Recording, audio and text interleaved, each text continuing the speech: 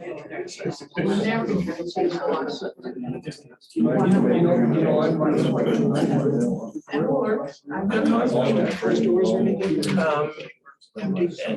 yeah, the building's empty. I don't, we need to, it'll help the airflow a little bit. Well, you know what they want for it. Okay, we're gonna go ahead and call this meeting to order. Thank you all for coming. Anybody that wishes to speak this evening on any of the applications, there is a sign-up sheet. We ask that you sign up, please, and that way the staff can keep track of who's got what for comments. We're gonna do a roll call so you know who is sitting up here. Ron, we're gonna start with you and just go around your name and Ron Hayes. Candace Blair. Mike Twomley, District 1. I'm Carl Holm. I'm the planning director. I'm Brittany Hayden, Planning Tech. Mr. Chair, if I may, just as an introduction, Candace and Ron this is their first meeting. They've been appointed by the Board of County Commissioners to replace 2 vacancies. Brett Hilling's spot was up for reappointment. He did not elect to apply.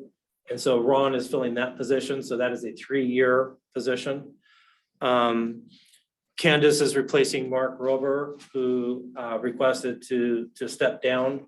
And so Mark had been reappointed last year, so that will be 2 years for that position. And as you know, Mr. Chair, your position comes up next year. So that'll be the end of that cycle, because the idea is that there's 1 each year with the 3 members. Okay. Okay. Yep. All right, moving on. To public comments. This time is set aside for the public to comment on matters not on the agenda. If anybody has anything to bring up that's not related to any of the 4 items, 3 items that we're going to see this evening. Yes? Hi, I'm Mary Rampey and I'm fairly new to Delta. So I have a kind of a question. I read through all of the bylaws and things that I could find, and I understand that this meeting is to determine certain exceptions to some of those. My question is this, and you can answer it however you want to in turns or whatever, but I understand that you guys decide whether or not something should be exempted or it should be changed for that property, because I read through the ones that are on there. Are you also the place where it's decided that that change is not going to negatively impact in terms of water, sewer, all the infrastructure that goes into, because I see one of them is, most of them are splits of 2 pieces, 1 into 2. And even that can have an impact in a place with water issues. But one of them at least is a split potentially into a whole new subdivision. So do you guys decide that? And if you don't, please let me know who does. And then Well, we 3 here are a volunteer board. And we're appointed by the county commissioners. So we make a decision based on all the information that's in these packets. We've got a packet for each and every variance that's applied for. As far as what the county does, that's planning staff. So whether it's wildlife, rivers, impacts to roads, any of that is all done and put in this packet. So that's part of the information that we get. We don't actually go and clean that. right, Place but else, you but do from the- consider all of that. We consider everything. Yeah. And if I may add to that a little bit, Mr. Chair, so in a number of these, as you mentioned, there are variances for lot size with the intent to do a lot split subdivision. And the subdivision is a separate process from this. This board is not considering the subdivision part of it. That's where we do get into the technical aspects of access, water, all those types of things. This board is making a decision of whether or not to allow a variance to standards that are in the land use code, in this case, for all of these lot size. So if you decide to give that variance, then whoever gets that has to go through additional hoops, or have they already Yes. gone through those hoops? No, then they have to go through a subsequent step for the subdivision.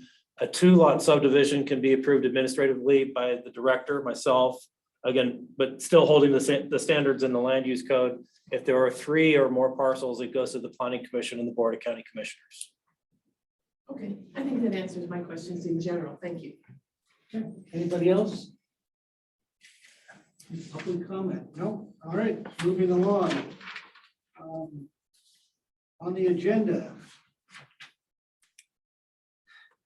Since I was the only one here at the last meeting, and did look at the minutes, I would go ahead and ask that they be approved. At least we can acknowledge them in the new minutes. As long as you don't object with yourself. Right, and I'm not gonna argue with myself. Just a formality and we check that box.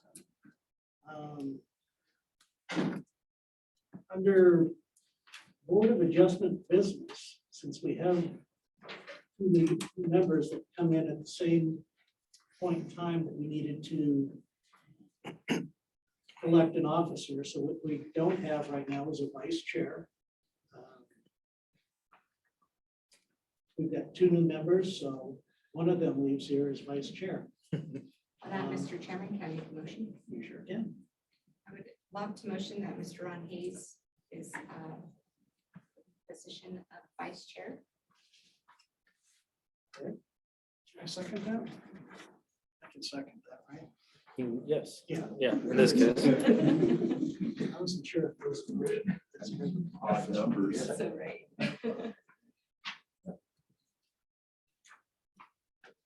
All right, so all in favor, say aye. All opposed? It's unanimous. Brittany, you want to start the PowerPoint?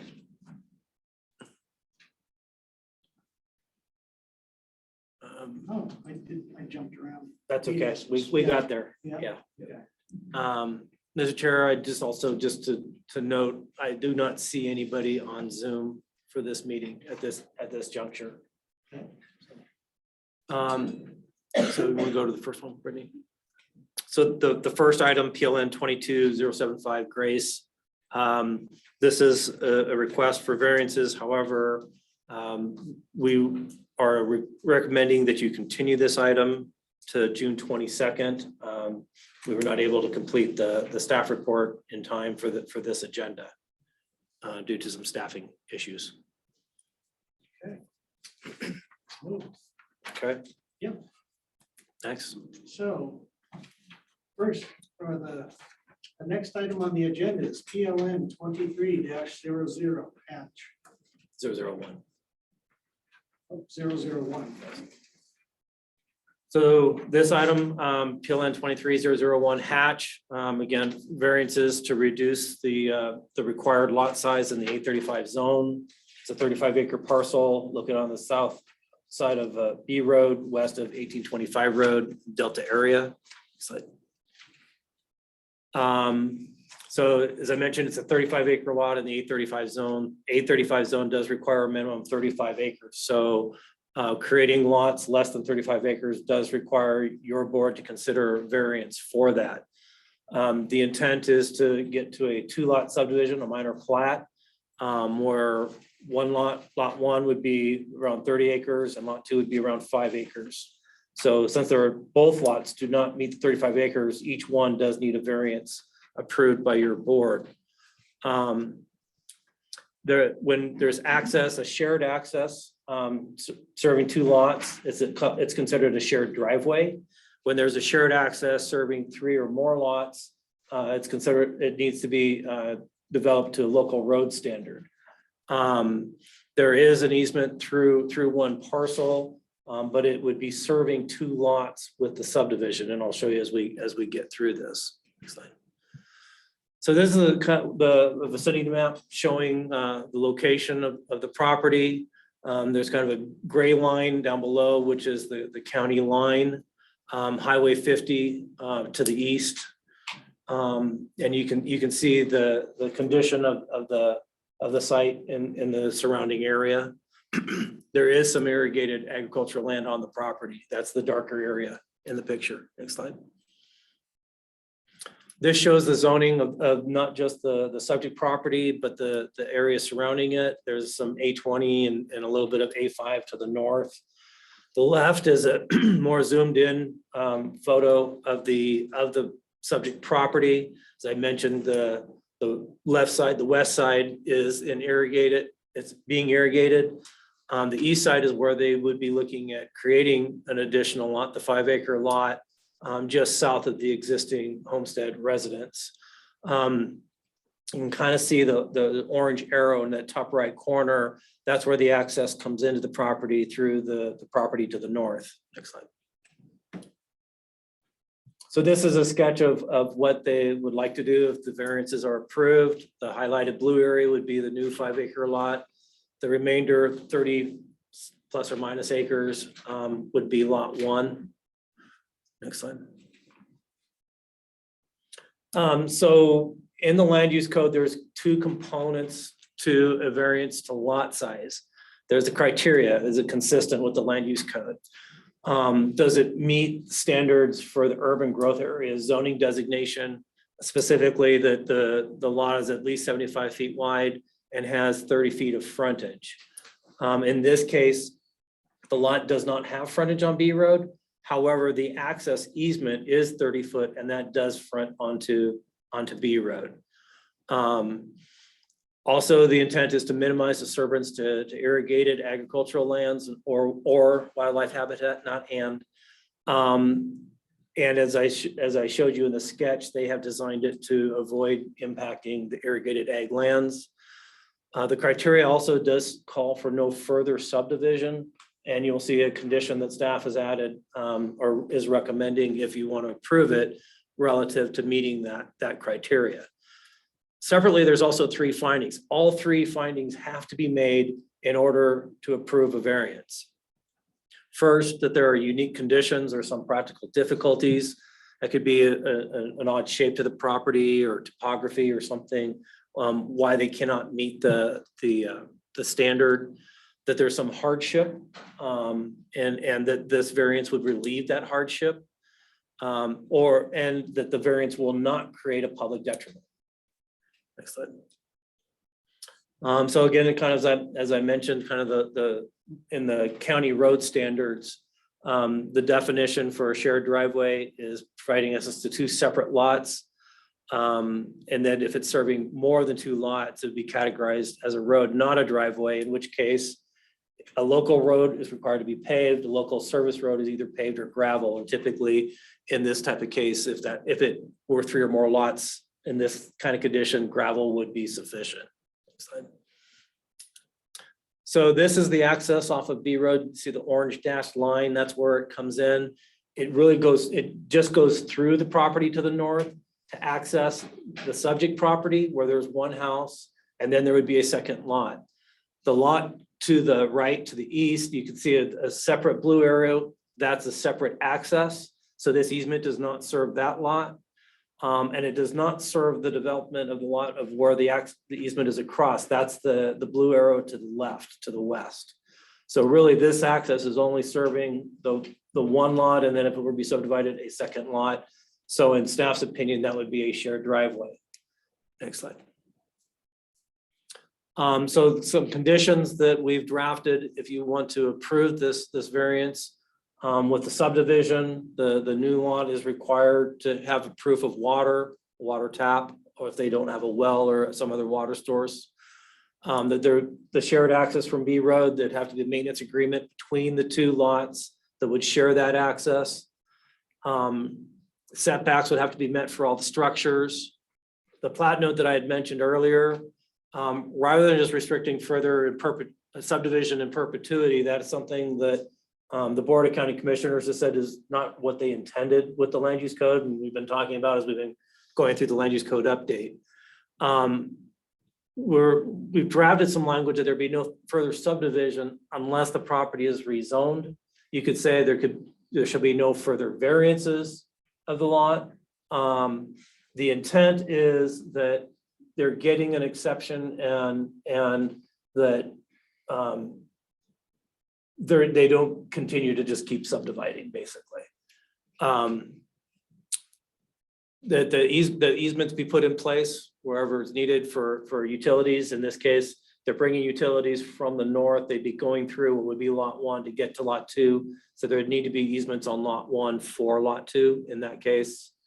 And whatever access and utilities are required would need to be installed.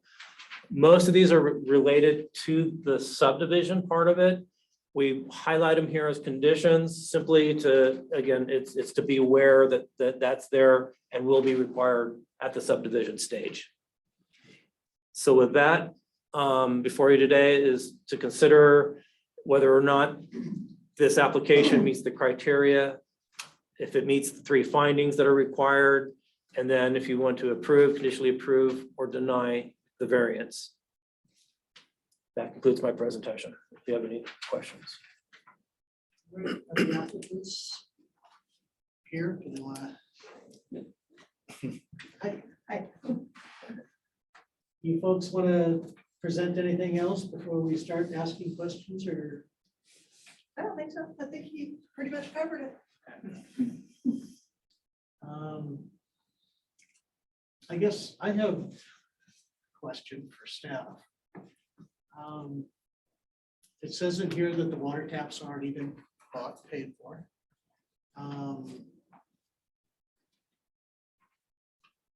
It seems like DMEA was just up there the other day when I drove by, so you've got power and a transformer to the back. Yeah. I'm assuming that's what they did. And it looks like there's 2 fifth wheels with people living in it that were closer to the house, kind of behind the garage that was there. Yeah. Hughes garage. That's got our, built in. that's his 89-year-old mom Yeah. and a sister that helps care for her. That, to me, it's not a dwelling, but I think I'd like to just bring it up. So somebody else that looks at this doesn't think it just slid through. You've got 2 other folks living there and using the access and using the driveway. And all the other stuff, your infrastructure's in, so everything's covered. It seems like it's all done and we're gonna make a decision. I hope we decide in your favor, I guess. You're gonna be angry. But I think when we create the new lot, is your intent to leave the 2 fifth wheels where they're at? They would, Grandma needs to come to the new property. in the fifth wheel or in the Yeah, house? yeah, it's just like a small, Yeah. very small, or a 60-foot. 16-foot travel trailer, basically. Mhm. So I could see somebody, I don't know, making an argument against, I guess, because you've got 2 other entities coming up this driveway. It's not a permanent structure that they're going to. It's temporary, but I think we ought to just bring it up. So in the land use code, trailers, RVs are allowed to be used as a residence as long as they have a permanent water source and electric connected to electricity. And at that point, they become a residence. Otherwise, if they're not, then the land use code limits it to 90 days where processing changes to the land use code relative to that. But it's recognized that people do live in RVs, trailers, and can be additional residents. They could have those additional residents without the subdivision. Yeah, they can do everything without. Right, yeah, subdividing, yeah, right. yeah. And is that, how does that affect your planning staff's view on the access? The 30-foot, The access is based on the number of lots. not the. Right. Okay, good. Now, So- when it gets to the addressing, permanent residences are addressed for public safety purposes. It would be up to GIS at that point, whether or not they would want that access named. It'll depend on the circumstances, and they should work with GIS on that. Did you two follow kind of what I was while I was quizzing on that. So, I do have a question. Can you go back a couple of slides? My paper copy didn't show what I needed to see. So that middle blue arrow, that is the current access. Correct. And there will be an easement that follows down for the secondary. yeah, Proposed just follow site. those- That follow those orange lines, dashed line. Okay, And that comes right along the canal. And then Brittany, if you can go back a couple slides. and that property to the right is not, is it completely different? Correct. Okay. One more. And is there anything in the land use code that dictates how far apart? Not in the land use code, but the county road standards do dictate the distance between driveways. Okay, All three of those are existing permitted driveways. So that would not be an issue.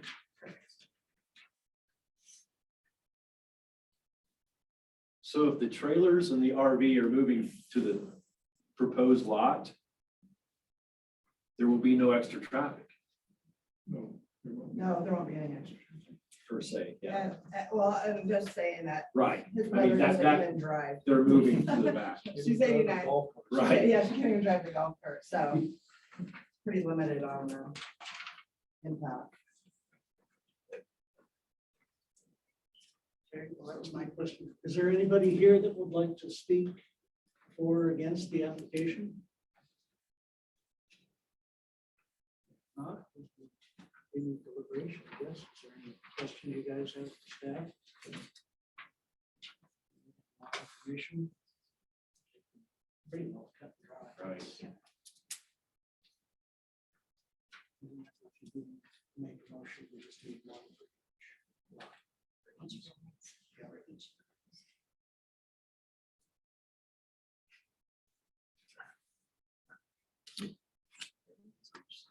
If you, how do we recommend? So- Yes. for making a motion, there's the recommendation that it's there in the agenda and the staff report. You could basically just say, if you agree with this, the recommendation from staff, you could say move staff's recommendation.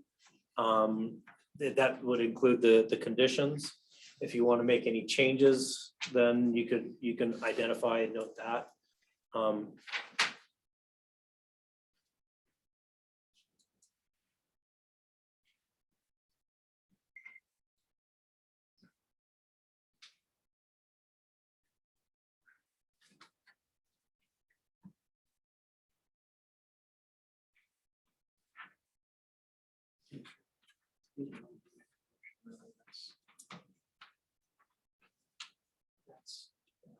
To accept as written. With staff recommendations. I would make the motion to accept the staff recommendations. To accept as written. To conditionally approve the two variances. I would second that. All right, motion's been made and seconded. All in favor? Aye. Right. I did see that. Yep. So that is unanimous and that will pass. Okay.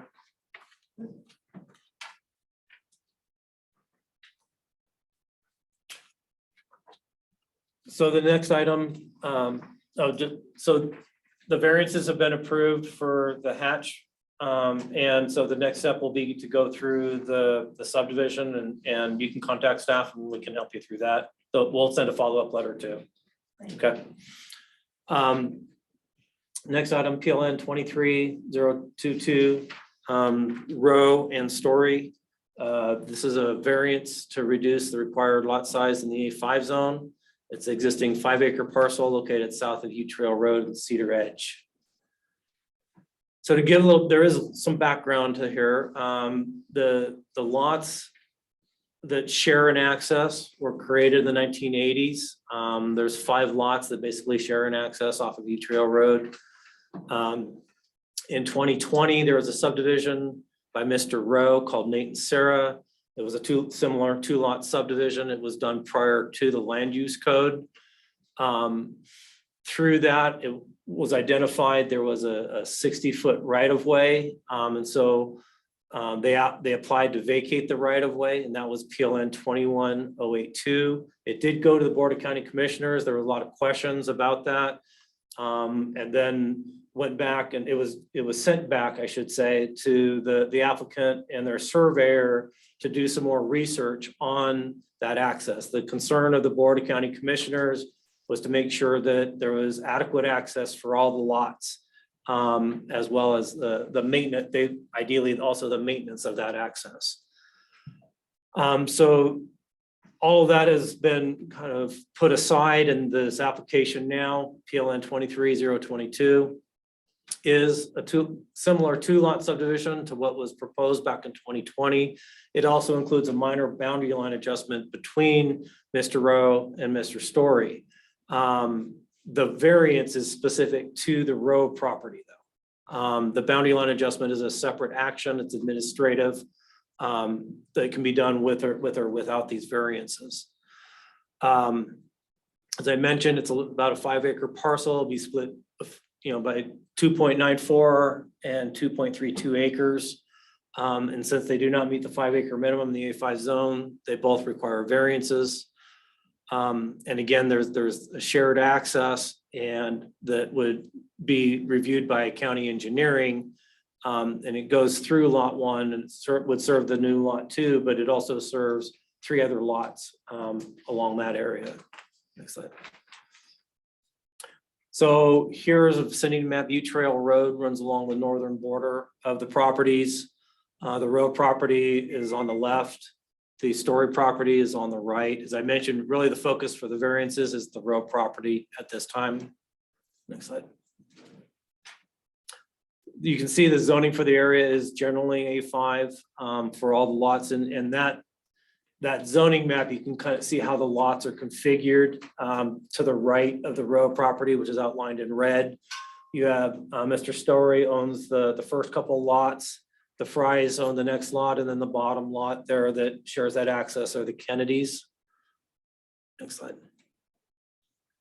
So this is a closer view. Again, showing the different ownerships. I put a green circle around the little area as far as the boundary line adjustment. There's kind of a weird little triangle that would be transferred from Mr. Rowe to Mr. Story with that boundary line adjustment. Then Mr. Rose is looking at splitting that property and, top to bottom. The northern half has the existing house. Southern half would be vacant. The yellow dash line represents the existing access that's there. The plat on the right, the access actually is on the Rowe property. Then it kind of transverses back and forth across the road, right along the boundary of that property line. Next slide. So again, with local road standards, 2 lots, it's a shared driveway. 3 or more, it would be a local road. County engineering will need to make a determination of what would need to happen with this access road when the subdivision is processed. Next slide. If it is required to be a local service road, this is the standard that is required for that. As I mentioned, it could be gravel, but there is a standard in the county road standards for that. Next slide. Similarly to what we just went through, there's the 4 criteria and 3 findings. All 3 findings have to be made in order to approve the variance. In this case, again, similarly, the lot itself does not have frontage on the road directly, but there is a 30-foot easement that would basically provides that access and that frontage. Next slide. Oh, and there's no irrigated land on this site that would be impacted. So the conditions are similar to the one you just saw as well, as far as having water for lot 2, the shared access and maintenance agreements, setbacks, the plat note, easements, and installing the access for lot 2, which again will be determined by the county engineer as part of the subdivision. So with that, recommendations for you to consider the criteria, the findings, and then either approve, conditionally approve, or deny the variance for 2 lots. Lot 1 being 2.94 acres, lot 2 being 2.32 acres. I will note that the project surveyor is here, and I had attached kind of his interpretation relative to the history of the easement and responding to some of the comments we received, as well as the comments from the Kennedys and Mr. Story were attached in your packet as well. And Mr. Story is here tonight also. That concludes my presentation. Okay, is there anybody here to speak? Give us more information applicant. regarding the applicant? I like to bet one was just you, now I got 3 of you. Go against already? Name is Ken Schaff, Southwest Land Surveying and ATC Resources. I represent the Rose in this matter. And this has been a long matter, it really has. As Carl explained, it started out, we found some deficiencies with planning. We elected to try to do a road vacation. That's kind of gotten to today. We're not intending on vacating any dedicated, if it exists. That's solely up to the county to decide. That has nothing to do with this subdivision. There's a dedicated area out there that may or may not, that's entirely up to the county to determine whether they have. We're not asking to vacate that. We've proved that there is access and historic access that the Kennedys and the Freys have been using through a set of easements that have been granted to them, to the town of Cedar Ridge Water Company. I will reiterate that Mr. Story doesn't use this, period. There is nothing in this that John Story is using to access back and forth to his property. He can get to it completely from a different set. Also, during the time that we were in front of the commissioners, Mr. Story, he said he really didn't have a problem with this Nathan Sarah subdivision. That wasn't the problem. There were other problems that he was bringing up, not related to Nathan Sarah subdivision. So let me be very clear. We are not asking for any type of dedication. We're asking for a variance to split this with 2 lots. The boundary line adjustment is something that Mr. Rowe and Mr. Story, it cleans up title. We don't have any clue why this little damn triangle is sitting out there. The previous surveyor, Jesse, he couldn't explain it either. It's just there. So we're really just trying to clean up a piece of title, subdivide. If there's the clients have granted access, they're more than willing to work on a maintenance agreement, which they have one out there.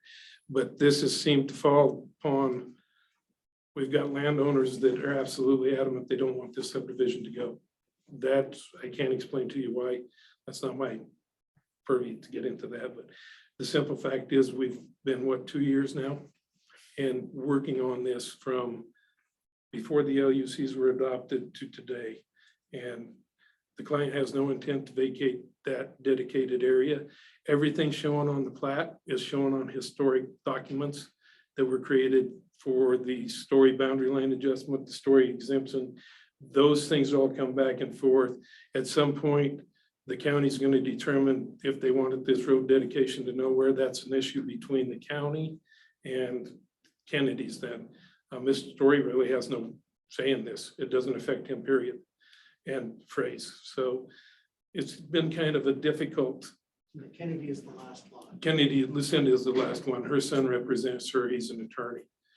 Trust me, I've been through the ringer with attorneys this week. So, but at any rate, it's just it's a simple split. We're just trying to get a variance to split this thing. We're trying to clean up some title issues out there that George is adamant he wants to give John Story that piece of property. And it really does make it nice. I mean, it cleans up some things. Why the tip's out there, we don't know. All parties, even John, if he has been using this, have historic easements that they've been driving. They've been traveling back and forth through the town of Cedar Ridge's easement, their water line easement, through Frey's easements. You know, there's a history of things that may or may not have came to apparitions from plat notes that didn't occur back then.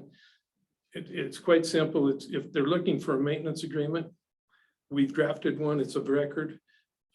Walt Kennedy didn't like it. I'm sure that Mr. Rowe doesn't have a problem with going back and coming up with something for maintenance. It's going to have to be shared because the access, as Carl explained, those easements are solely on George Rowe's property. it splits and they've got 10 foot that they're using for the town of Cedar Ridge further down to the south of this. That is an easement that Lucinda and Frey can argue with the town of Cedar Ridge all they want. It has no effect to where this property line comes through at. So in a nutshell, it's just trying to get a variance passed. It's been, I think Carl and I and John Bear and the county commissioners have racked our brains out trying to figure out why this dedication came to be. Whether it's valid or not, that is entirely up to the county attorney. We've kind of backed off that issue and said, this is your guys' venue, not ours. We'll proceed ahead. And so as of today, the road is dedicated. The county can make that decision whether they want it or not later down the road. I think that's the decision, the planning, me as the applicants, the Rose, we all kind of came to that agreement and said, just leave that dog lie where he's at. So that, the yellow line that runs across the proposed variance there, the dotted yellow line. You're right. Is that the proposed access easement? That is the existing access That they're is using. existing. Yes, Okay. they've been using that historically since, for a very long time. So the yellow is following a historic, that's the travel route. It's within those two historic easements that Frey had and the town of Cedar Ridge had for their water line. And there's no current maintenance agreement on record. We have one. We drafted one. Mr. Rowe drafted one, filed it of record. He's ran into some pushback from Lucinda Kennedy's son that he doesn't like the agreement.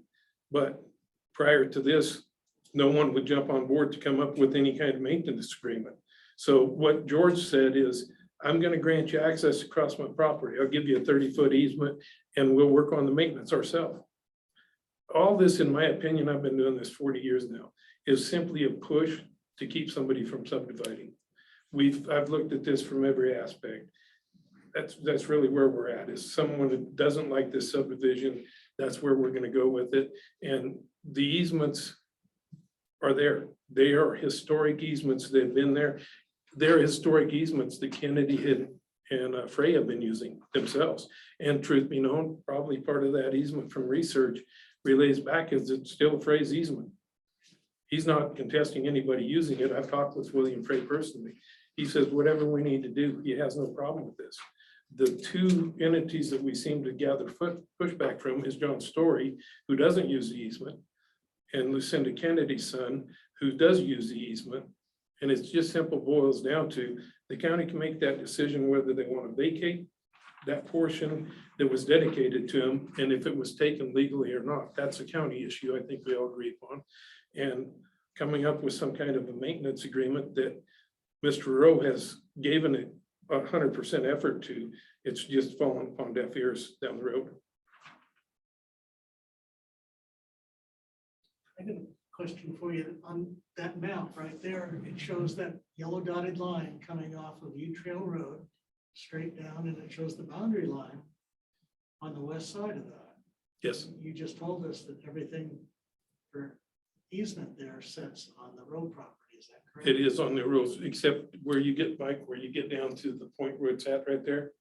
Where the green circle is. Where the green circle is, there is 10-foot easement that the town of Cedar Ridge has a 30-foot easement in there. 10 foot of that lays on the Lucinda Kennedy Frey side. So any way we go, there's 20 feet on the row side.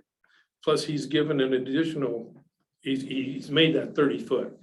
He's got an easement agreement out there that grants 30 foot to those owners. So he's granting them that. We've hit the real pushback that where's the maintenance? If Lucinda Kennedy and Walt Kennedy want to jump on board, and he's an attorney, and draft a maintenance agreement with the Rose, I do not believe that George and company would have a problem with that, would you? So, many discussions have gone back and forth. William Frey has agreed. He said, if Mr. Frey probably knew something we didn't know when we started this. He has an access through there. He's always had an access through there. That we discovered later on. So, he wants to formalize it, and it really just boils down to like a maintenance agreement. There's one that's out there. What Kennedy did is find acceptable. I don't personally believe that John Story has anything because it doesn't affect him. He's not using this portion, he can access all his parcels from his own parcel. He can access anything he wants. The neighbor to the west, they own the parcel to the south. They can access the south parcel through their own parcel. In the Mr. event that any, sorry, excuse me, Go ahead. in the event that any one of those, the Kennedy Gray story parcel, and any, while they might not use it, does this hinder them in the future for granting them a variance, or does it hinder their property? Is that landlocked in any way if no agreement can be made on? No, they're gonna have to go through the same program we did. They're gonna have to go through planning. Whether their parcels are big enough to subdivide, that's entirely determined by a different process than what we're in now.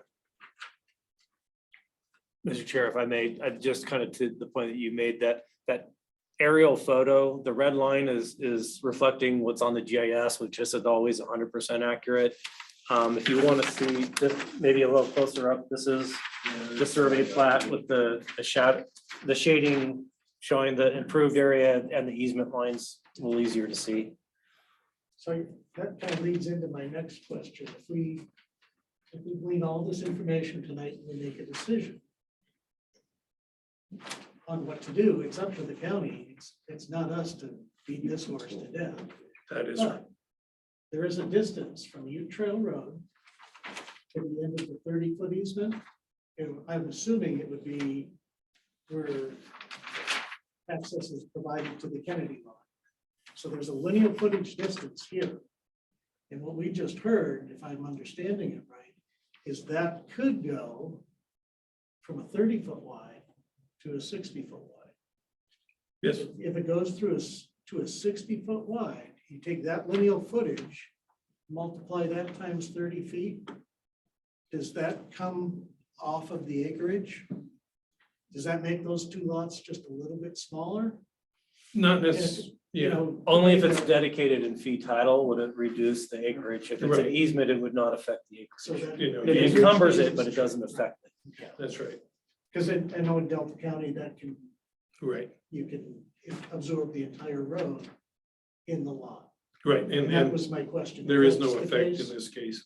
So the acreage that we're looking at to split this 5 point something into Yes. two lots remains the same no matter what the county does As of this, on a road decision. yeah, on a road decision, the only thing that would be that the lots would grow in size.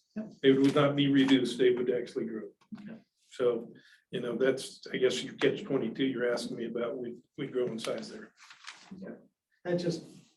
That would be the only thing that would affect our decision is to change those sizes, and they're not gonna change, so. Yeah, no. The information we have in front of us, other than hearing from anybody else that wants to speak on this, I guess, is No, where we're at. if you guys, if you're done with me in the hot seat, I'm good. If we may, I'll call you back. Okay. Okay, is there anybody else that signed up that would like to speak on this Yes, I would. application?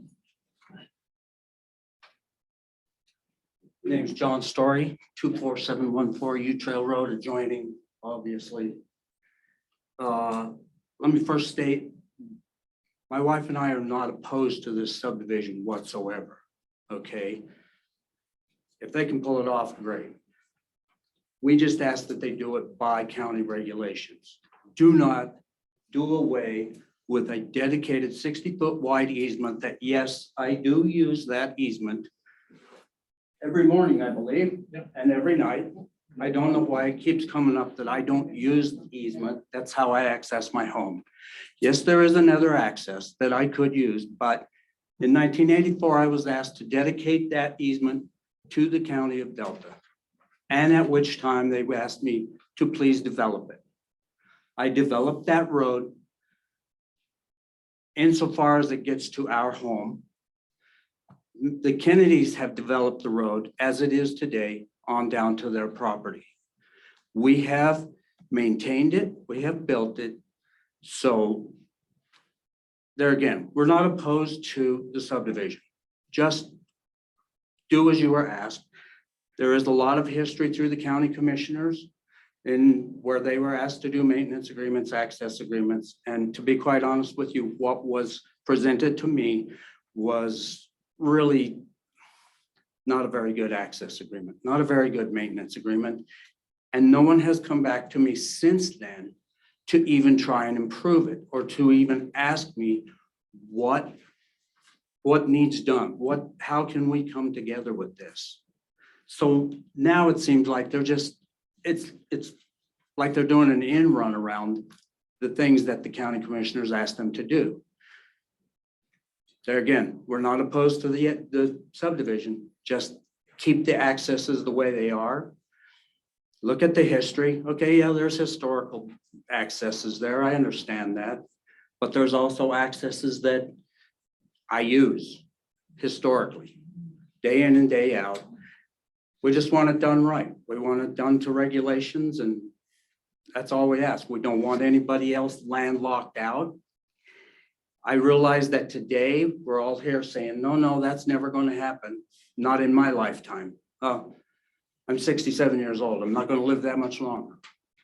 And I want it to be tied up for the future, for people in the future. That's all. Just so that y'all don't have to go through something like this in the future.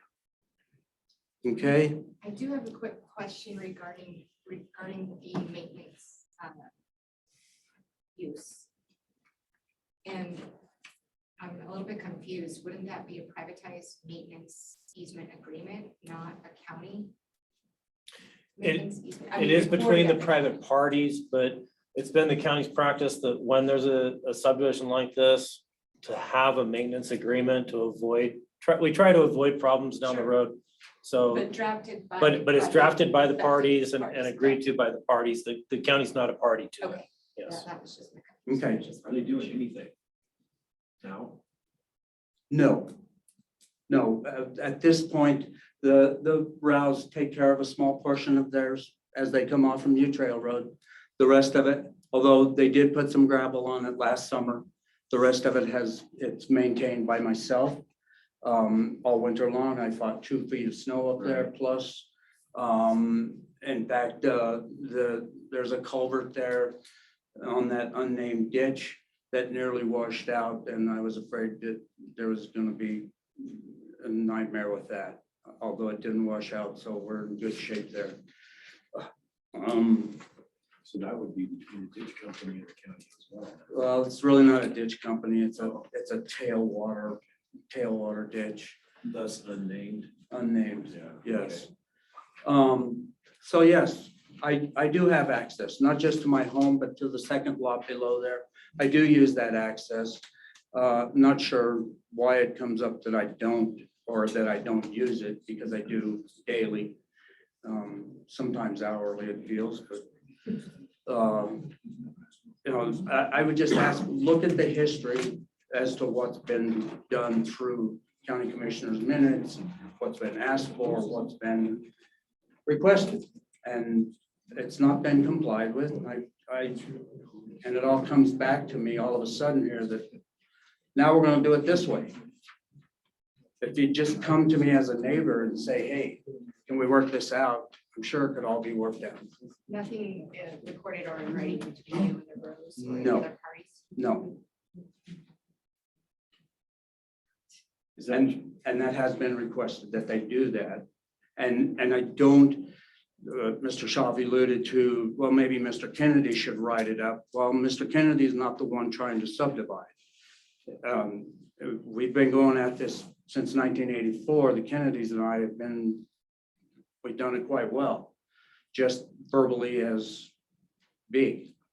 You know, they give me money every winter to plow the snow down to their home so that it can stay open for emergency services, and we take care of it that way. And other than that, no, there's nothing in writing.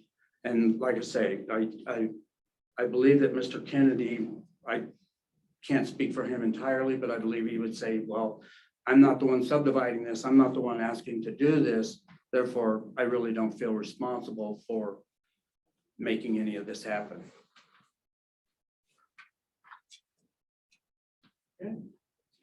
Okay, thank you. thank you. Others that would like to speak? Yes. George Rao, the other side. We bought that property back in 92, 92, and essentially the access that we have used going to the back of our property has always been there. Stories has used it, Kennedy's have used it. I don't know who else uses it, to tell you the truth, but since we have lived there, not one time has John Story approached me to say, hey, George, can you help out on the maintenance of this road, this easement? Not one time. Yet he puts it on me that I haven't talked to him about it. When John did some remodeling on his house, I know he did some work on that culvert, laid in some stuff. The culvert started washing out.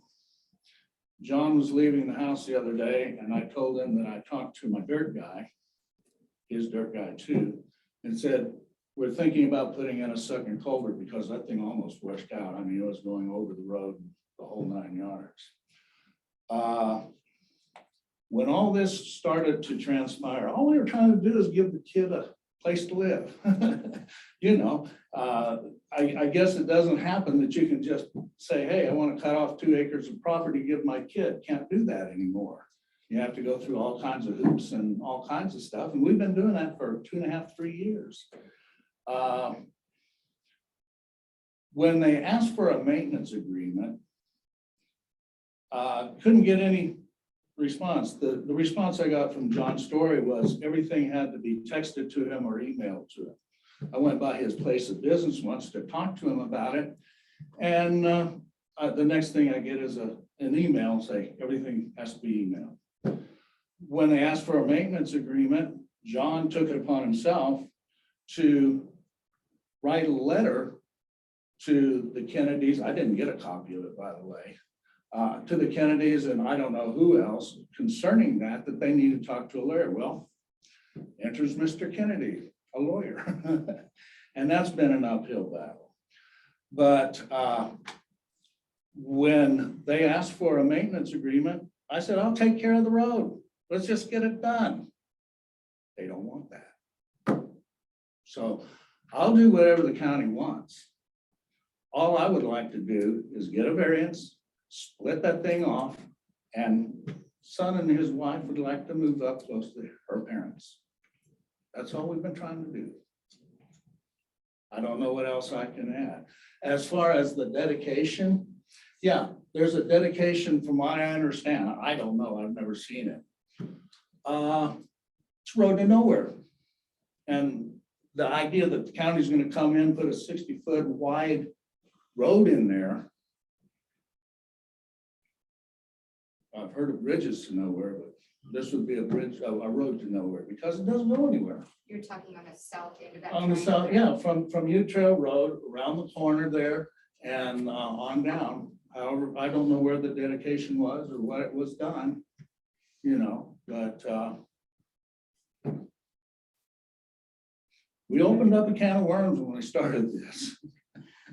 And, you know, I'm thankful for Ken. I mean, you know, we called Ken to come out and survey the place for us at one point in time and talked about the subdivision. He did some measuring and he says, okay, I'll go to the meetings for you.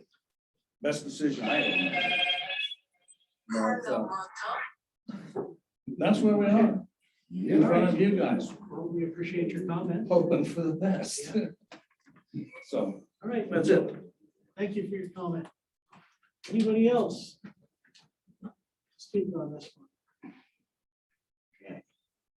Well, I think it's pretty clear that we don't have to make a decision on the road, the easement, the access. That's Private issue. whatever do we decide here, if it goes forward, well, it's gonna go to the department that's gonna make the determination, the county department that will determine how many people are using that, what classification. If the county says, whatever they say, they want to, it's a 60-foot easement, it's not a 60-foot road. Right. But it's wide enough to accommodate any infrastructure that's gonna come down there. It's not real clear anywhere that the water company 10-foot easement, if there's actually a buried pipe in that or not. It's just an easement to them. I don't know. They could have It's 30 foot wide, 20 foot on one side of the line. 10 on the other. But is there a pipe? And it is just, Right. it is just an easement. just an Just easement. an easement. It So- shows an electrical line too. Is there power lines that follows that? Yes. Yeah. So, So they've got these. but that's not something for us to decide on. Right. We're gonna look at whether it meets the three criteria to just split the lot.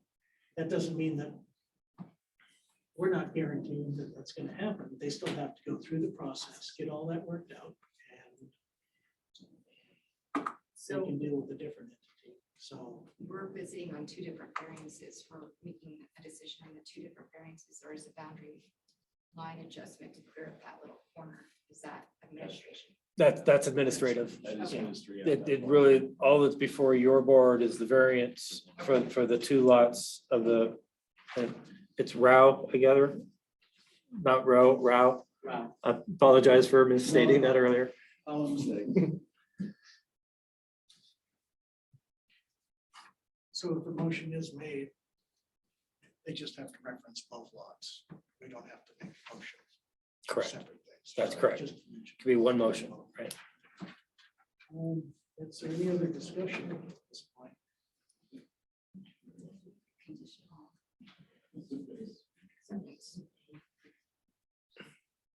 Make it based on that, on all conditions. On the conditions, well, it already has to go through.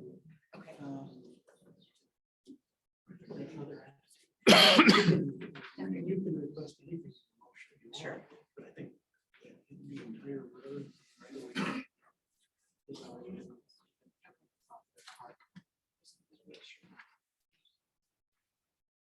It's all this. Situation. Okay, we don't. I think that kind of thing. Right, expertise for that matter, so. If it meets the criteria to school like it is. For I the- think my only concern was whether the acreage was gonna get smaller and smaller and So smaller. the acreage doesn't necessarily get smaller, the lot size stays all the same. It's because of reasons. The road could obviously take over some of the acreage, so. And that would be different than like the Correct. backside or. Right, and it- ditch. A little I mean, definitely different because you're talking access easement versus utility easement, so quite a bit different. But not And usually different it has because to you're be at that high end, recorded. yeah, exactly. That's what we're trying to get home.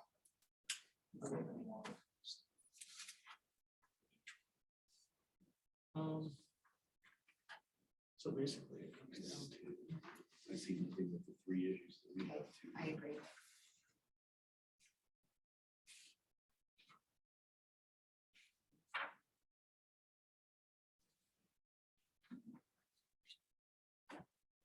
Any motion?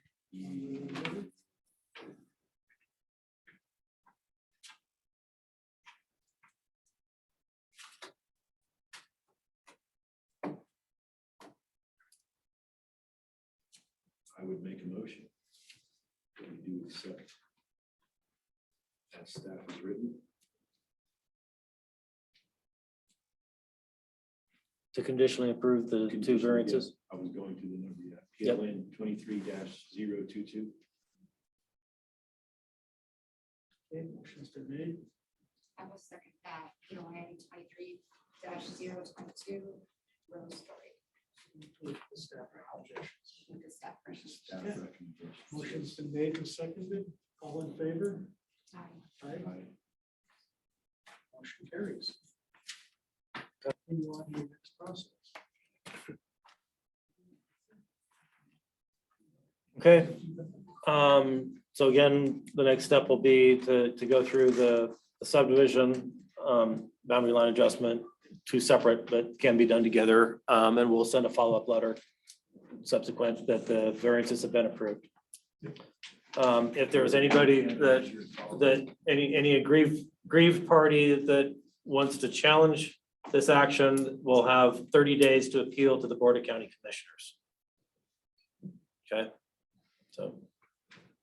So what if we couldn't hear what you decided? Or are we not supposed to hear? Oh, We can't hear what you're saying.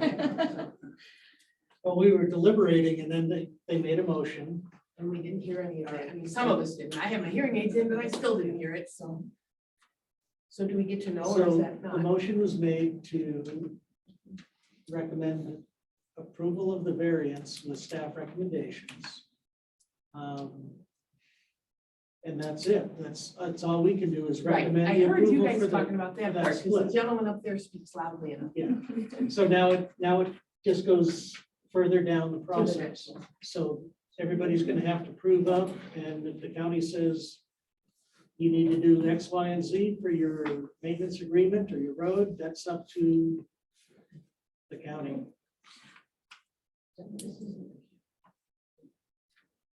All right, any other questions? If not, we'll I'm move sorry, on Ron, to you were trying to. I was just gonna say, we're trying to do everything to follow, you know, the land use codes and everything like that. That's why the change of staffs and everything. Sure. As well, so. Sure. No, try to keep everything in the up and up for everybody. You know, Appreciate it. That's why we're here. That's why I volunteered. I'll be right up front with that. All right, well, thank you, folks. Next item, ELN 23-031, D Brown. Yes, Mr. Chair, this item, again, variance to reduce the required lot size. The property is zoned A35. It's a 5-acre parcel located on the north side of F Road between 2200 Road and 2300 Road in Delta area. There was a subdivision, a minor subdivision, back in 2007 that was called Pinto Acres. That subdivision, the 2-lot subdivision was expired in 2011. Generally, what the owners would like to do is do what was presented as part of the Pinto Acres subdivision. But as I mentioned, that is expired, so they had to apply under the new land use code. The site, there was a site plan review. They started building a house on the property. That house would be unlocated if it were to be, the variance is approved and subdivided, would be on lot 1. It's on the western side of the property generally. And then ideally, they are asking for a 2-lot subdivision again, but it needs the variances before it can be considered administratively. Next slide. So the red outline identifies the subject parcel. To the east is a subdivision, a Ute Trail subdivision. And you can see the surrounding area. There's some agricultural lands kind of mixed in with some lots that have been subdivided over time. Next slide. Again, this shows the zoning, the subdivision to the east. The Ute Trail subdivision is zoned A5. This piece of property, this 5-acre piece, is zoned A35, as well as the properties are north and south of it.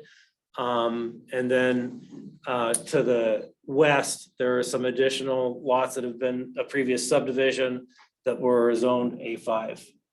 Next slide. So the picture on the left is the site plan. If you can see the red, the red square furthest left is the house.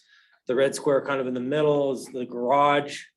The red line going up to the garage is the electrical line from DMEA. There's a red line going up to the house, which is the water line. The blue arrow down the bottom middle is where the access, there is an existing access that's been constructed. On the right reflects the Pinto Acres subdivision plat, again, back in 2007, expired in 2011. The red dash line identifies that it was designed to have a shared access between the 2 lots, and that's where the blue arrow is showing that. The blue highlighted area is a DMEA easement across the front of the property. Next slide. So these are a couple photos from F Road. One is the left one is F Road looking west. The bottom one is obviously looking into the property. You can see the garage that's been constructed. Thing to note there, if that is centered of where that easement is, the property line would need to meet the setbacks for that garage, which would be 15 feet along the side property line. Next slide. So again, the criteria and the findings, the 4 criteria. Both of these lots do have the frontage on F Road, much more than 30 feet, and the lots are more than 75 feet wide. There is no irrigated ag land or wildlife habitat that would be impacted. Again, and the findings, the practical difficulties, the hardship, and then this subdivision create a public detriment. Next slide. Similar conditions to the previous 2 items, having water for the lots. They already have water for the house that they're building. Obviously, we made sure that during the site plan review that was the case. The shared access and maintenance agreement, really just for that red area that was on that red outline area. That's what we'd be looking at for the shared part of it. Engineering has indicated that they would be looking for a dedication of 30 feet of right of way from the center line of F Road. As I mentioned, the setbacks, the standard plat note, and then easements if there are any utilities that cross the property lines. You might recall from the site plan, it looks like the DMEA line would go across what would be lot 2 in that case, so there would need to be an easement for that. Next slide. So again, it's for your board to consider, does it meet the required criteria, the 3 required findings, and then whether or not you want to approve, conditionally approve the 2 variances. That concludes my presentation. Okay, thank you. Is there anybody here that would like to speak on this subdivision? I'd like to. I'm Andy Crawford. I own the majority of the farm ground that lies around this. Start off, I have no issues with the 5 acres. I have no issues with the folks buying it. I have no issues with them building a shop, house, whatever they so desire on it. Back when this thing in, I think it was 2007, I lived out there at the time. I've been out there almost 30 years. There are issues with the topography. If you look at that piece of ground, it all lays to the east. Any issues on that property that get changed, modified, anything, gray water issues, it's going to end up on the neighbor to the east. There's nowhere for the water to go except there. Something that they've had to live with as far as Mother Nature. Fortunately or unfortunately, we don't have any control of that. The problem that we have out in our neighborhood, and I don't know, hopefully Ron and you'll go out and do some driving around. We have serious problems with trash. We have serious problems with people dumping debris. These small parcels like this, 5 acres in our area is a small enough acreage in an A35 zone. The issue with it is they split this into 2. Somebody comes along with $50,000, gives it to them. We end up with trailer houses and trash because there are no covenants attached to this thing. There's nothing to control what people do. And unfortunately, Delta County can't control it. You can drive up and down F Road. It's not good. The fire department just built a brand new firehouse straight across the street from some of the trashiest stuff you ever been seen in your life. I'm concerned with the debris. I'm concerned with the lot being that small. I'm concerned with the topography of the ground. And I'm concerned with the trash, which then Commissioner Supas was already out there. There's already been debris deposited on that piece of property since they bought it. Like I said, I've lived out there for almost 30 years.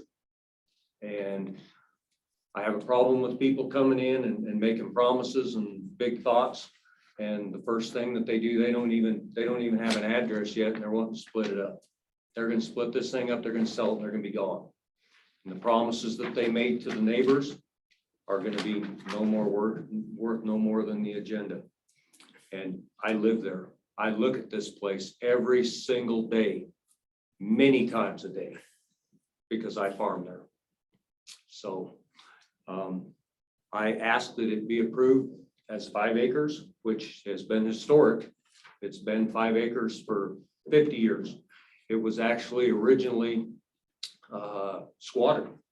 It was taken off a piece of property that I owned through squatters' rights, which is perfectly fine. I understand that process and it's been that way for a long time, but 5 acres is small enough. Okay, thank you for your. Thank you. Thank you. Yeah.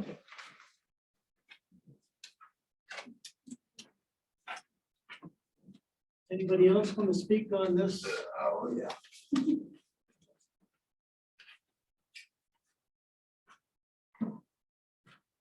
Some of you might know me. I can get a little volatile, so I'll try to be quiet. My name is Bill Reed. I live at 5076 Eagle Feather Road. I'm in that subdivision. I farm a 3.5 acre hayfield there. You look right up through my hayfield and there's a culvert across his driveway.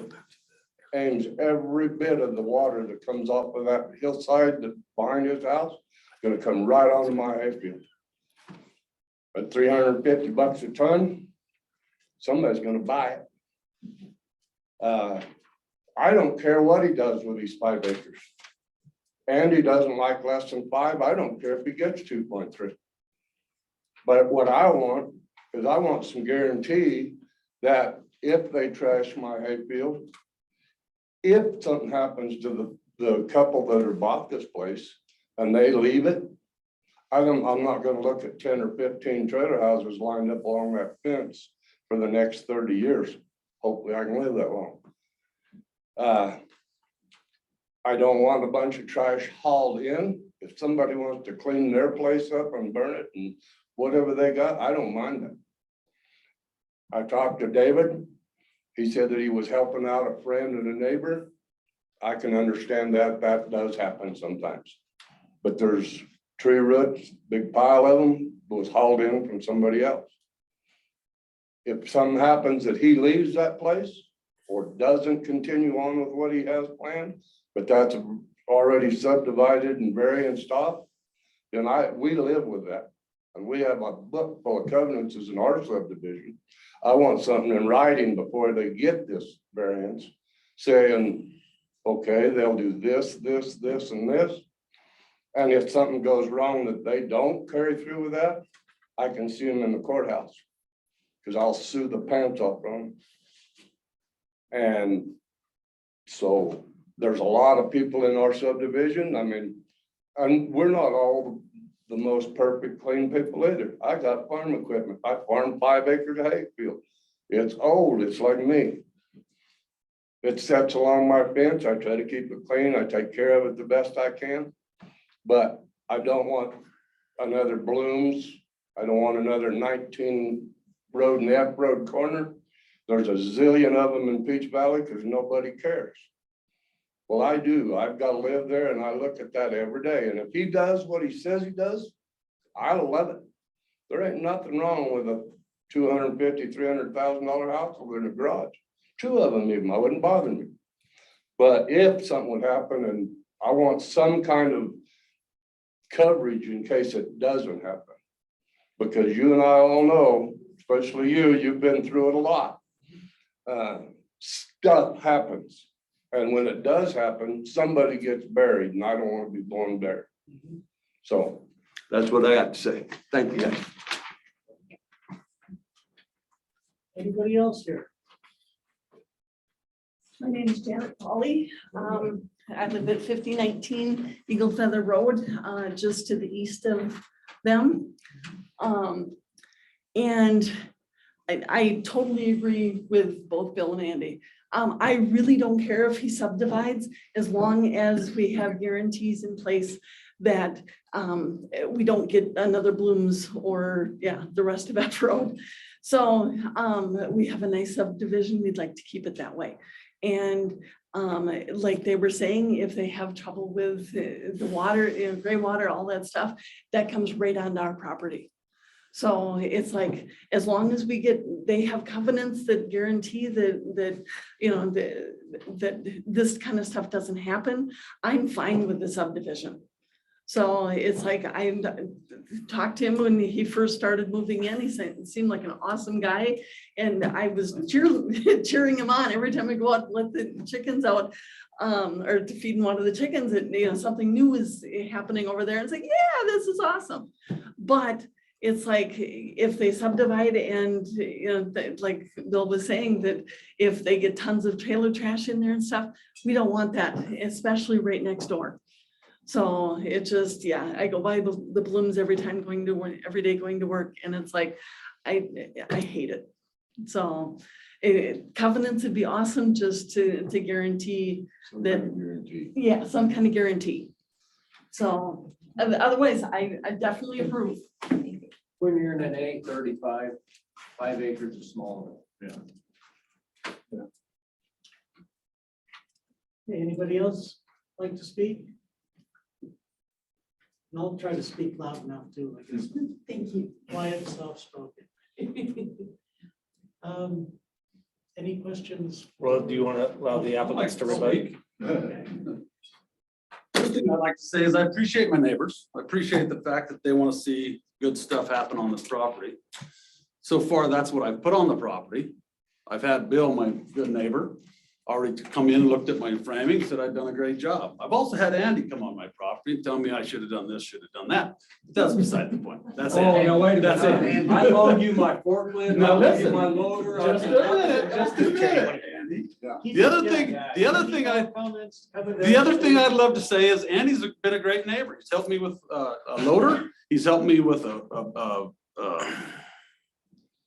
that thing that picks up stuff, a front end loader to back drag my gravel so I could put my driveway in. Been a great neighbor in that regard. In return, I've paid him back and get him some totes so he can get some oil to burn in his garage for his new shop he's got built. This is a great community, great people. The one thing that I am wanting to say here is I haven't started the house. I've just built the garage, okay?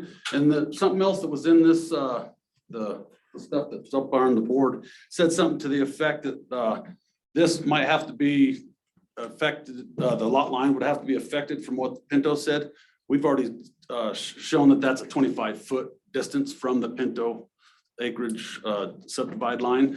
There is the old foundation from the homesteader squatting stuff that Andy talked about. We've left that there. If this doesn't go through, we'll put a little small tack shed on it, and we're going to continue to build down the road and put in a nice little horse arena and that kind of thing for a horse property. We have plans to be in here a long time. My wife's mother lives here. My mother lives here. This is our home. Okay. We've gone elsewhere to do work and stuff in the past, but this is our home for the future. Just like any piece of property anywhere in this county, something can happen to that person tomorrow. Okay. And I agree with the facts that these guys are saying. But if we decide that there has to be a covenant put in place for this subdivision, that sets a new precedence in Delta County. For a minor split for two properties, it isn't required. It does have to be required for 3 or more, if I'm not mistaken. So at this point, The land use code agree with that? does the land use code agree with that? Land use code doesn't specify covenants. Once covenants are in place, the county doesn't require, enforce them. They never. Covenants can be, we've had subdivisions where we've had, I don't want to take away from the applicant's time, but just since it came up, we've had cases where we've had a smaller subdivision next to a larger subdivision where they've agreed to just take on the covenants of the neighboring subdivision. Just, again, there was an agreement to do that. There's been other cases, a lot of times with just a 2-lot, that there are no covenants. And Mr. Brown is correct in that regards. Okay, so the other thing I would like to talk about is Andy talked about water off this property onto someone else's. The number one thing that I've even told these guys about is the fact that I'm going to do a ditch control system off that property. Because according to Bill, he's seen twice in his time he's been there, where there's 5 inches of water coming across the neighbor's property off the one I own. Okay, so that means I'm gonna have to put some controls into place to get it to the borrow ditch, which is along F Road, which is what the proper way of doing that is. I've always also discussed potentially just putting in a water trapment for big water, so it doesn't just run down the road, which could still potentially affect Bill's hayfield. But if I'm not there and it rains anyway, it's still gonna be the same effect. Okay, so I will do everything in my power to make that a good thing for them as well as for myself. Okay, they are right. I do wish to split this and make 2 nice homes on it. Okay, and both of them have outbuildings. This outbuilding is for me to get all my stuff moved by June 15th and then go live with my mother-in-law, which is gonna be fun. The one thing that Andy talked about in regards to trash being brought to my property, yeah, Bill said it. I have a friend whose mother has terminal cancer, is gonna die soon. They had a daughter graduating and they were wanting to get their debris cleaned up on a Sunday. Okay, I said, bring it out. According to the Delta County Burning Code, we are allowed to have a recreational bonfire with any material that is organic, but is not pressure treated with any type of substance. Okay, all that's in that pile is sticks, leaves, and weeds. According to the burn permits of Delta County, that's perfectly legal. Nowhere in the burning permits did I find anything that says you can't bring something onto your property to have a recreational bonfire. So if I'm wrong in that regard, I will follow the rules and I'll get it off my property and take it to dump for them so they don't have to incur that cost because they have other issues they're dealing with. Okay, sure, I've made promises to my neighbors and I'm one of those guys that always keeps my promise to the best of my ability. If something comes about that I die, I did my best, okay? Historically, there's been water come off that property according to Bill. And then Andy brought up the fact that historically the land's been 5 acres. Well, it's been historical too, that whole property that actually my wife's grandfather used to own, that Andy now owns, used to be a lot bigger than what it is now. But there's been subdivision going on, property's been split down different sizes. So historics really doesn't matter in this situation in my mind. It's about helping produce something that's special out in Peach Valley. And that's what my wife and I's goal is. And that's what we're going to continue to do. One way or another, we're going to build something great on 2 pieces, or we're going to build something great on 1. But in our hopes, it's 2.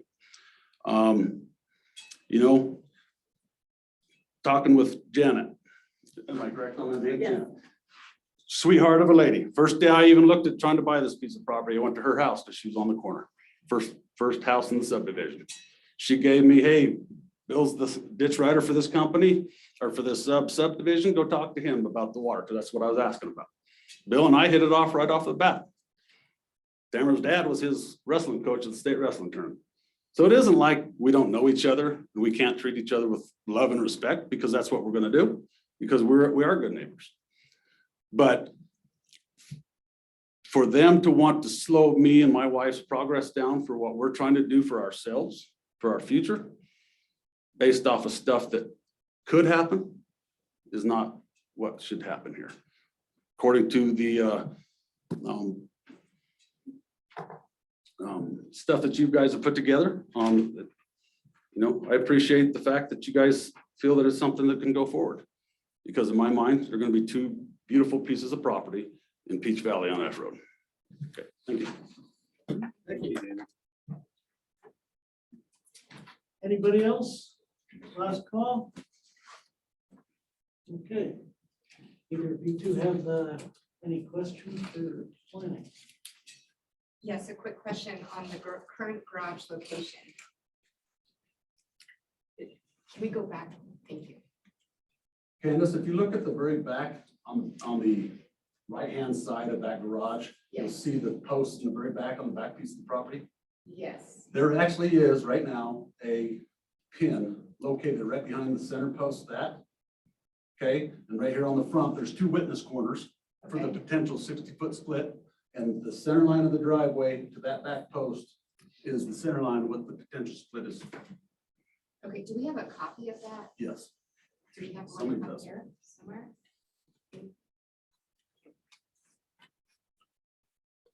I think that would be fair. What are you suggesting there's a copy of? Just Right with there, those location pins put in Yes. place for the. The one up preliminary dead, the one survey. dead center in the back is there. The one on both corners in the back is there. There's two witness corners right there where the red dotted line is along the frontage. Okay. I haven't located the two corners on the front, so. When I say something else, okay. When I bought that property, it was much larger than what it was, here it is now. I sold off 35 acre parcels, I sold off 105 acre parcel. And I did do a subdivision on not that piece of property, the one adjacent to it. Along with that subdivision, there are approximately 2.5, 3 acre lots. There was engineering on there, geological surveys. There was, we had to get the fire department out there to tell us where to put fire hydrants. We had to get the MEA to engineer it. We had to get Tri-County to engineer it. We had to put in paved roads. We could not access anything onto the county's roads without it being a subdivision road. There was a 1.5 years worth of process in order to get that subdivision approved.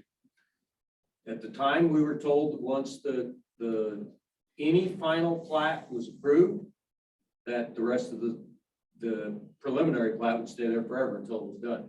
That didn't end up happening. But in relation to what Bill is saying, there are small subdivision lots out there, but they all had to comply with groundwater. They all had to apply with geological surveys. We had to have perk tests done.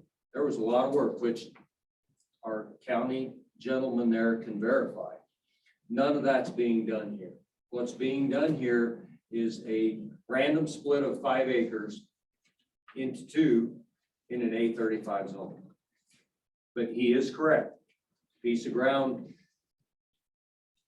is not the same as what it was, but that piece of ground has not been split up in that fashion.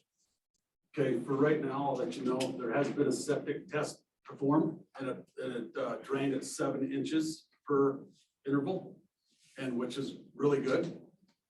There has been a water tap put in, and I haven't run it anywhere yet because of the fact of getting locations for all that we're doing here, depending on this.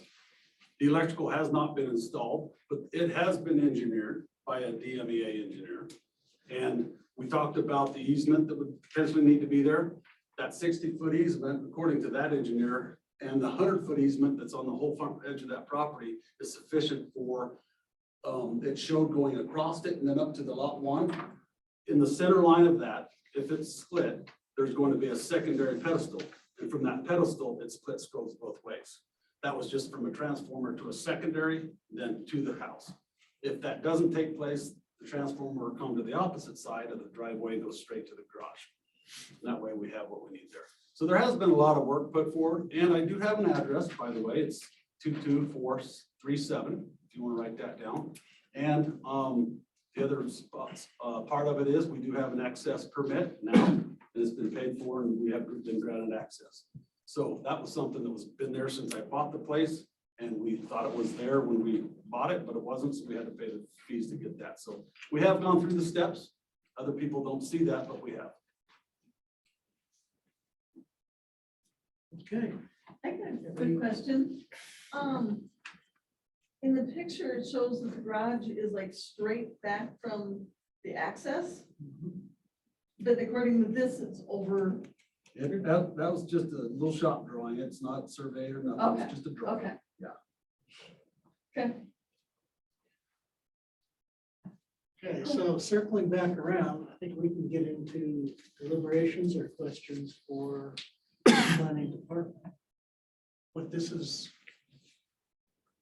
What it comes down to is we have to make a decision on whether you grant variance to create less than a 5 acre lot in the 5 acre zone. It's A35 zone. Or A35 zone. So that's really what we can do here. the neighbors have a really good point. I owned property out there, split it into 40s, sold off some to pay for what we had. I've even just moved back there just since August. So If we look at the Um, staff findings reports, is there anything, I know I've read it somewhere and I Right. apologize, but how many properties are around in that surrounding area that are less than that 5 acres? Or how Which close property is are they? yours, Bill? Can you go back to where the, 76 Eagle Feather. Like. This is Aerial the second photograph. one in on Keep the going east back. side of the drive, Okay. going in the subdivision. I think that shows it the best. This is all no, that's A5 to the, is that? would that be To the east. it Right. abuts it May 5. So Okay. A5 zone, and those are, a lot of them are 2.5, and I think the two front parcels, I think are around 4 acres or something like that. Yeah, I believe there's 3 4-acre lots in that subdivision, and then the rest of them are 2 3/4 to 3.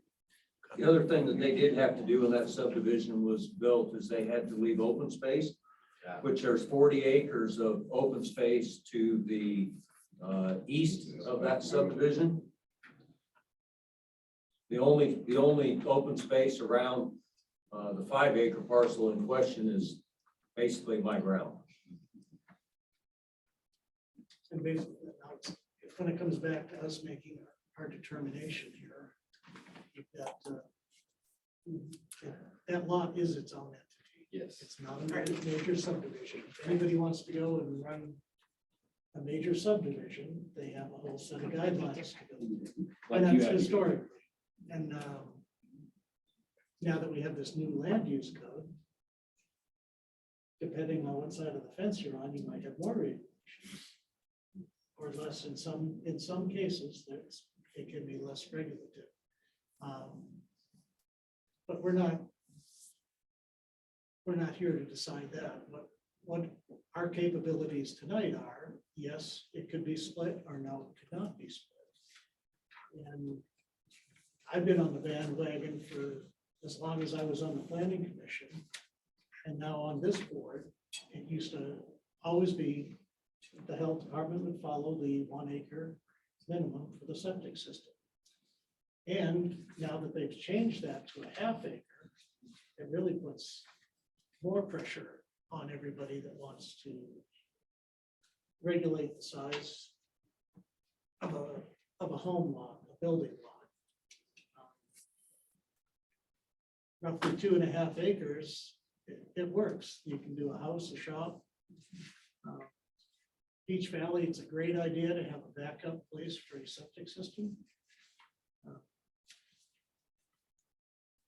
Piece of property I just sold, I could dig a 14-foot hole and bury a hole in the backside of the house, and on the front side of the house, I had to do a raised bed system because the water table was so high, I couldn't put a mother-in-law apartment on it. So you don't know until you dig the holes. But with at least a few acres, you've got the option to put it somewhere else. As far as the neighbors' concerns over water, I see that as easily mitigated by the applicant. You should be able to pull a ditch or something to stop water from going into that subdivision to the east, if that's truly where all that water goes. As far as the present owner, the future owner of lot 2, present owner sells out in 10 years, 5 years, 2 months, whatever. What do you do so that you kind of protect the integrity of what people are trying to do out there?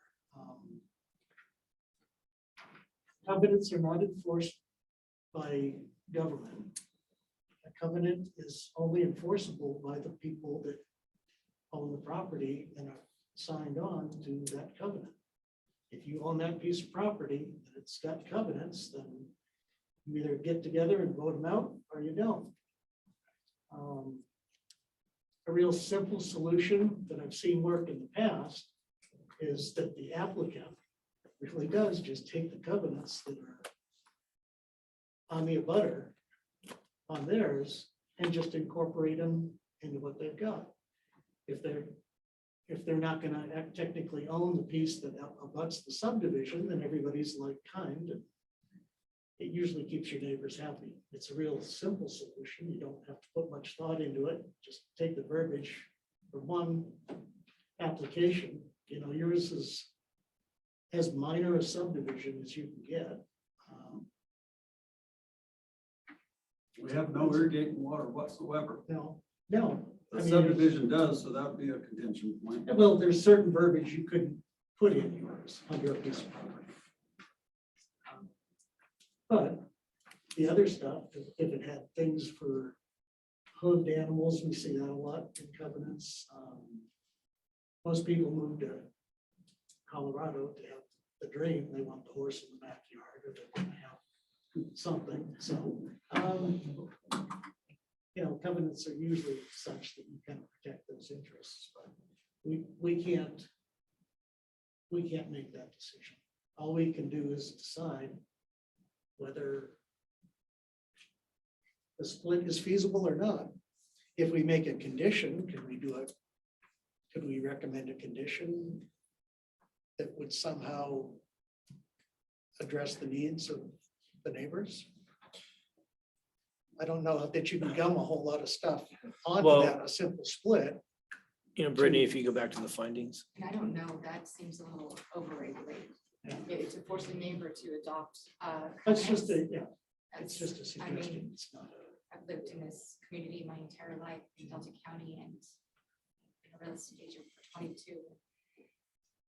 Trying to overregulate and kind of force the hand to have neighbors adopt to whatever's going on around you. That's nice in theory. So for conditions, there's two reasons to apply conditions. One, to address an issue. Correct. And then, or if you just want to reflect something that's in the regulations, and that's most of the conditions that we've put are things that are in the land use code. I mean, your board has the ability to interpret kind of what the land use code is trying to get to with the findings to say that the variance will not create a public detriment. If you think covenants would, prevent a public detriment, that's within your discretion to make that interpretation. If it relieves some hardship, that would be within your interpretation. That would be the connection as far as having a condition that way, rather than just putting it on there. Like a condition. Right. Because otherwise, it's beyond what we're here for. It's not our. Correct. You're not evaluating the subdivision. You're looking at whether or not, I mean, you're effectuating the ability to have a subdivision, Correct. but you're not reviewing the subdivision. But it's a whole different several steps. Have I you guys think ever? that just having the whole thing, it's still a water issue. It still flows. All from the issues outside. are still there. It's all If it's still one, there. work with it. It doesn't matter Right. whether it's one or two. The issues are still there. Have you ever been approached with the possibility of adopting the neighboring? No, and we moved out there because we're not doing that. We bought property, so we don't have. We live in the county because we don't want covenants. I still own We're property. moving out of subdivision covenants right now. But And we just, want- we but wanna just be moved out of it that respectful, has 3 sets of you know, covenants and no homeowners association to enforce it. So covenants hold no water if there's nobody to enforce it. Right, and it's not we're not moving out there to They're- make anybody miserable. We want to be good neighbors. They're We good, have grown up here, Yeah. so. good parameters to follow if they can be followed, but we left that subdivision because a junkyard came in. Right. And that's a 1 acre property and it wasn't pretty. Have no control over that. All we can do is approve what's in front of us. Off that topic, but didn't we just, I know I've heard the different concerns. Isn't there a law that went into place in like January that allows somebody to complain if there's a junkyard next to them? Or did that go south? In Delta County? You've always been able to complain. We have There's no one to. we have a junk rub. That's why the land use codes deal in January and February got so hostile with, because there was nobody to enforce it. And there was a lot of things like the Bloom place that was going in and from here all the way to Paonia and Crawford. Yeah, we're And gonna. it got really focus hostile. back That's right, I didn't mean to get us off I can't traffic. answer your question about legalities or not. I don't know what the current one is. It just seems to me like some of the stuff we're discussing is in place and maybe just needs to be enforced? I'd hate to see There us- is a land use code that is current. You can go on the Delta County website and download that 247 page I've document. read a lot of it. Pick in the through last it, 2 and days. absolutely, it's a fluid document from what I understand, that there's implementing changes This is it. in regard It's to, just- yeah, in regard to, you know, the public and maintaining what the public sees and what we hear. I didn't hear print us the copies, I talking about. just read through them. Yeah, certainly, that's out there, and it's, trust me, it's new to all of us Delta County folk, and there's a lot to read through, but I don't necessarily think it's all terrible. And I wasn't even speaking to that. Yeah. reason. I was just saying, isn't there something in place that we can do? Yeah, no, I mean, there's, call your commissioners. And I guess the other thing I'd like to say is, you know, you got a bunch of neighbors here that are saying, we're willing to work with you. And then they sit over there and they go, we are moving to the county and we absolutely are not gonna put covenants on that property. By You know, law, If by we're law, it's not if we're gonna required. work together, then we're gonna work together. If we're Okay. not, let's leave it 5 acres and he can. Andy, you will have a Hey, beautiful. we're set of we're coming homes. back to the table here. Yes, We're let's- deliberating, so Okay. if you guys need to have a sidebar conversation, you can do it out there. So we're just gonna stay focused. Ron, we're discussing between the three of us, right? Yes. Yes. So what are your thoughts on deliberating this? The only concern I have is just to make sure that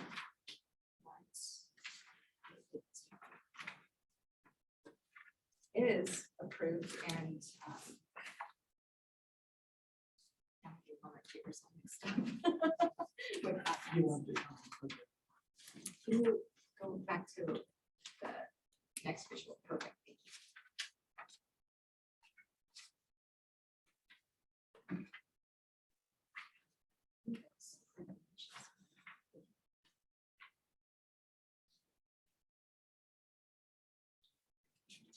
You want the slide with the recommendations? Yeah, please. Go to the last one. Recommendation. So much easier than stapling the There you people together.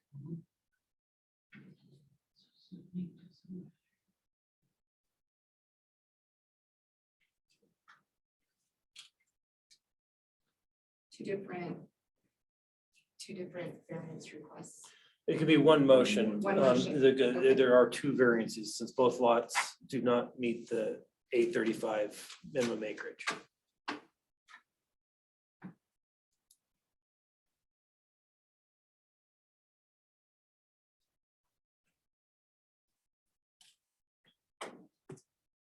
Ron, you got any comments on this? I'm reading on the. I don't.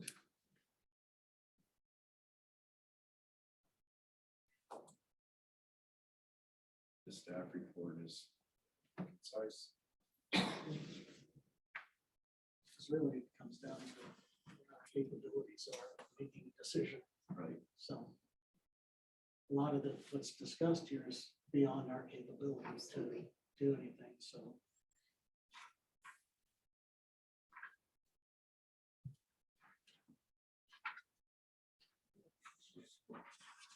One question.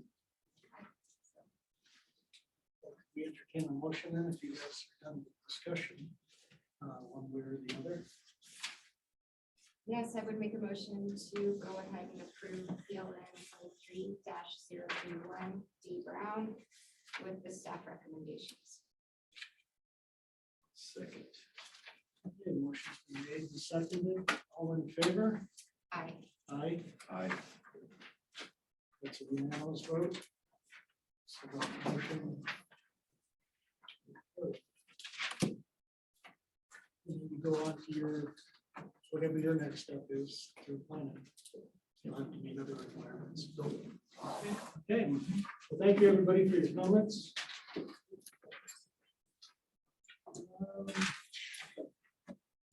Finish the meeting. Board comments, requests, referrals. You guys have anything that you want to comment on? Thanks for dinner. I'd like to, Resign. That's off the record. It's okay. what's going on with the county commissioners as far as land use code? Any adjustments What's the new to, update? we're gonna have any meetings, listen to you guys debate anything? So the Board of County Commissioners have been having a series of work sessions going through the land use code, basically page by page. We've completed chapters 1, 2, 3, 4, 5, 7, 8, and 13. 13 is the enforcement section. We're in the process of chapter 12, the subdivision regulations. And then gonna go on to chapter 9, which is about approvals, denials, appeals. Chapter 11, nonconformities. And then chapter 6, which is about subdivision agreements, improvement agreements. And then chapter 14, which is definitions, and that will complete the board's work. What they would like to do is, once that's all done, have a version that is presented to them to read through of all the changes, that they've addressed and done. So they can read it through and see if that's how they want it to read. After that, they intend to have a joint work session with the planning commission. It might move for the Board of Adjustments to be part of that as well, because the idea is that there'd be kind of that high level of here's where we want to go with it, and this is why we've made some of the changes. Some of the main changes has been table 2.b, which is the matrix that says this use in this zone requires this type of review. Putting all the subdivision regulations in the subdivision chapter. So far, they're following a lot of what the planning commission wanted to do, but they're making some variations. The planning commission had recommended that there's allowed use, limited use, and in between there was a site plan review. That was a ministerial action. The board removed that. So it's either, it goes from an allowed use to a limited use to a conditional use. So an allowed use, allowed by right, you don't need any county review, but you are obligated to meet county standards. Access, water, all that. Limited use does start with a site plan review, and then staff will review for compliance with county standards. So there is some additional language around that as far as what is required for an allowed use, so that if somebody, even though you don't have to come in, here's what you really need to make sure that you're complying with. The home business, there was kind of a change to that as far as, it's allowed generally, and then cottage industry got rolled into home business. So there are some standards. If you don't meet the standards, then it's a limited use. So there's a number of things where there's kind of the 2-tier threshold. If you kind of stay within this box, special events, it's allowed. You go outside of that and it becomes a limited use. Event center is limited use. So some things weren't even included in the previous land use code that are being added in now just because of things that have come up along the way. Yeah, I think that'll help them and Things Katie that for come up sure. along the way. Yeah, That always thanks. happens. Like I Right. said at this table, things that come up along the way. So I would anticipate the board work sessions probably at least through June, if not into July, to finish that part of that. And then, like I said, having a work session, a joint work session. After that, when it gets all settled out, then officially, formally through statute, it goes to the planning commission. They have 30 days to report back. The board may give the planning commission more time because of the extent of the edits being made. That'll probably be a discussion at the work session. Whether or not you want to come to this board, we did bring the changes before, like to lot size variance, the changes that the Board of Adjustment had reviewed from the planning commission actually have been incorporated with the Board of County Commissioners review. So I don't want to say what that is because that might confuse kind of, what you're looking at, because it's not in effect at this point. But at some point, you'll want to go through that and understand what those changes are. When is your next work session? Next work session is June 6th, 3 to 5 p.m. here. And as I mentioned, we'll be going through the subdivision regulations. So if it's allowed to put this in public record, I don't know any of you guys, and as I said, I'm new to Delta, but I would like to, 3 of you are volunteers, right? I assume you're a county employee. Correct. So I want to thank you 3 for volunteering and obviously taking on some tough things. Well, they didn't disclose that to us before we. I'm a retired teacher and professor, and I've sat on a lot of board meetings and other things, and yeah, you guys are doing great, thank you. And it felt to me like, and I did read all that stuff, I mean, most of it, I didn't get through, there were some parts that I skimmed. But I wanted to be prepared because one of my neighbors told me that another of my neighbors was doing crazy things. Oh, So I had to come find out more. By the way, hi neighbors, I'm one of your neighbors too. But that's it, I heard 3 things presented today, and from what I could tell, the issues with each of them had nothing to do with what you guys are supposed to decide. That's very Is that true, what you have to deal with all the time? Mike. Well, it's a public meeting, so So everybody's got the anybody right who's, to input. anybody who's got a, Whether it's relevant or not, we complaint. don't push them away or. anybody who's got a complaint We comes only in have and vents. 3 things to work at for. Yeah, I mean, I saw that, and that was pretty, do they pass? You Yeah. kept And that's repeating the it for thing. them. So thank you again for just not You- being swayed by grumpy people. Well, you Well, comply to those 3 things. Right. You're gonna go on to the next process. And they deal with it. What some people don't understand about that is still a mystery to me.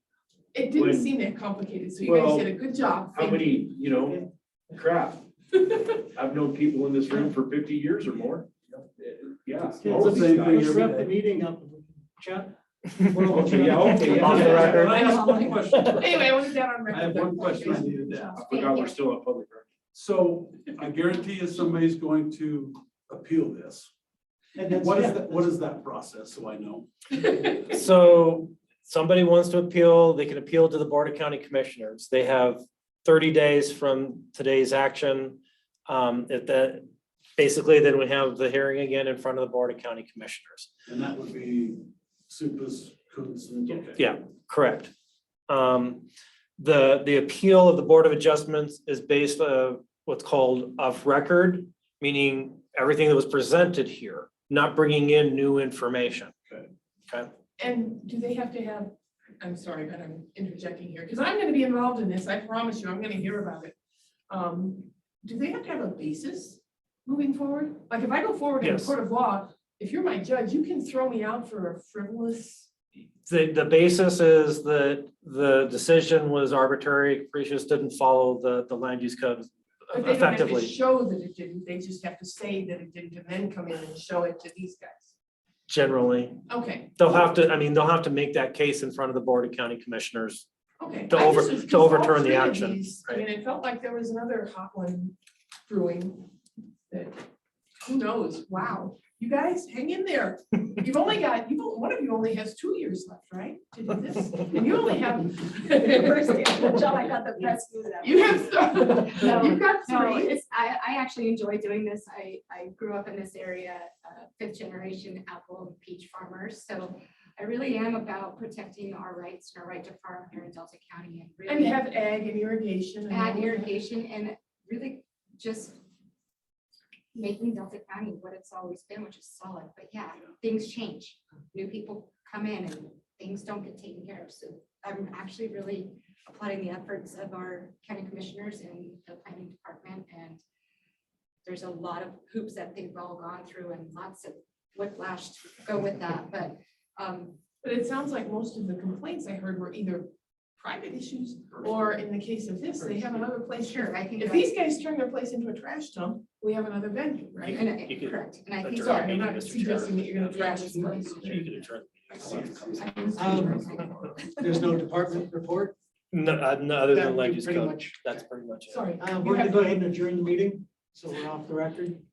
Good. Thank Boom. you. Now I can Thank you, talk thank to you. Ron, how long have you been away from the mines? Oh,